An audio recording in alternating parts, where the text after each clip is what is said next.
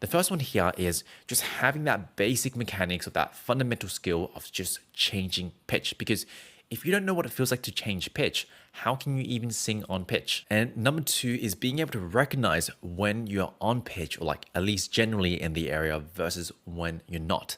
And believe it or not, this is not an innate skill. Rather, it's just pattern recognition. A lot of times in my lessons, I'll basically just keep calling out for a student when they're on pitch, when they're off, when they're on, when they're off.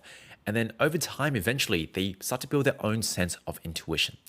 And the third key thing that I've found, and this is probably why some of you, after you've gone to karaoke, you're like, oh man, I'm tone deaf, I can't sing on pitch, is that how well you can sing on pitch is often relative to the difficulty of what you're trying to sing. You know, if you're trying to sing this song that requires crazy range, you're kind of moving around, of course you're going to be off pitch at times, right? Even professional singers will kind of slip here and there.